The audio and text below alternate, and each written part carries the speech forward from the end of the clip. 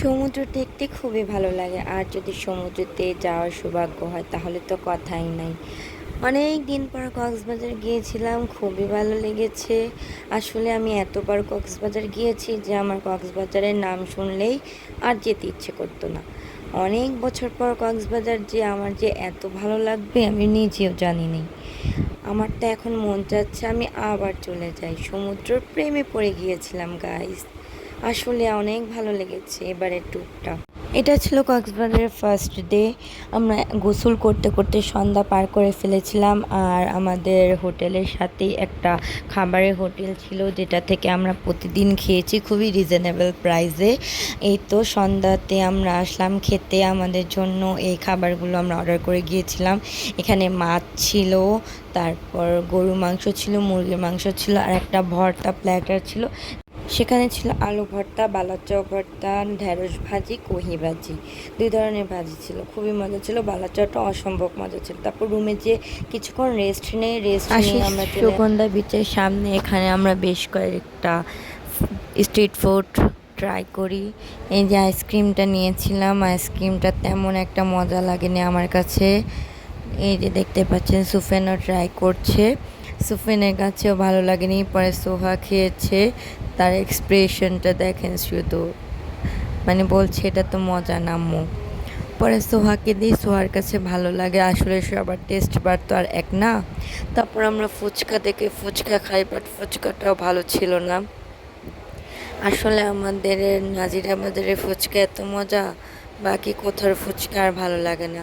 তারপর আমরা চলে যাই সি ফুড খাওয়ার উদ্দেশ্যে। তো এখানে আমরা দেখছিলাম কি কি মাছ পাওয়া যাচ্ছে। এখানের মাছগুলো তেমন একটা ফ্রেশ ছিল না, দাম অনেক ছিল। এখানে কাঁকড়াগুলো আবার খুবই ভালো ছিল। এই তো আমরা সবগুলো দোকান আগে ভালো করে দেখছিলাম, তারপর খাবো। এই লবস্টারগুলো অনেক প্রাইস চাচ্ছিল। এই তো তারপর অনেকগুলো দোকান দেখে আমরা এই যে টোনা মাছ আর হচ্ছে এই কাঁকড়াগুলো নিয়ে নেই। আর অন্য আরেকটা দোকান থেকে লবস্টার ভেজে নিয়ে আসা হয় আর স্কুইড। তো আমাদেরকে এই দোকানে রেখে তারা চলে যায় ওগুলো আনতে। আর এখানে এই যে কাঁকড়াগুলা কি সুন্দরভাবে ভাজা হচ্ছিল। এই কাঁকড়াগুলো খেতে খুবই মজা ছিল। আর টোনা ফিশটা ভাজার সময় তারা একটু বেশি ভেজে ফেলে, যার জন্য একটু পোড়া পোড়া হয়ে যায়, আমার কাছে তেমন একটা টেস্ট লাগেনি। বাট কাঁকড়াটা লবস্টারটা খুবই মজা ছিল। যেহেতু আমি তাদের সাথে যাইনি তাই ওই ফুটেজটা নেওয়া হয়নি। এই যে স্কুইডটা অনেক মজা ছিল, আমাদের কাছে খুব ভালো লেগেছে। আর এই যে এখানে হলো লবস্টার ফ্রাইটা ছিল। লবস্টার আর কাঁকড়া ভাজার ফুটেজটা নাই, যেহেতু আমি যাইনি। তারপর এগুলো আমরা সবাই মিলে খাওয়া দাওয়া করে সমুদ্রের পাড়ে চলে আসি। তখন রাত প্রায় 9টা থেকে 10টা এমন টাইম হবে। এখানে খুবই মজার সময় কেটেছে আমাদের, খুবই রিল্যাক্সিং টাইম পার করেছি আমরা। রাতের সমুদ্রের ভিউটা অনেক সুন্দর ছিল। যেহেতু আমরা অফ সিজনে গিয়েছিলাম, তেমন একটা মানুষজন ছিল না। সমুদ্রের পাশে বসে আমরা অনেকক্ষণ টাইম স্পেন্ড করেছি। 11টা পর্যন্ত আমরা এখানে বসেছিলাম, মানে টাইম যে কীভাবে পার হয়ে গিয়েছে আমরা জানি না। তারপর এই তো আমরা সবাই পা ভেজানোর উদ্দেশ্যে সমুদ্রের সামনে চলে এসেছিলাম।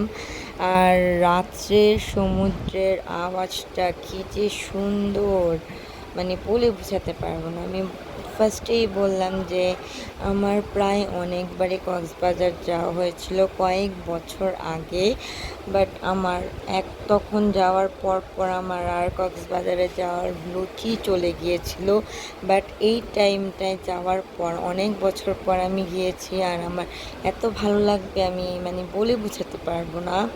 সোহাও অনেক এনজয় করেছে, আর সুফেনের তো ফার্স্ট টাইম, ও তো আরও বেশি মজা করেছে।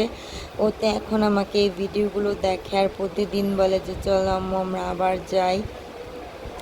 এই যে এখানে সবাই মিলে আমরা অনেক মজা, অনেক ছবি, অনেক গল্প করতেছিলাম। তারপর অনেকক্ষণ মজা করার পর পা ভিজানোর পর আমরা রুমে চলে যাই। আমাদের পেট পুরো ভরা ছিল, তাই আমরা আর রাত্রে ডিনার না করে পরে ভাইয়া বাসায় পার্সেল করে খাবার নিয়ে আসে, রুমে আমরা রাত্রে খাবারটা সেরে নেই।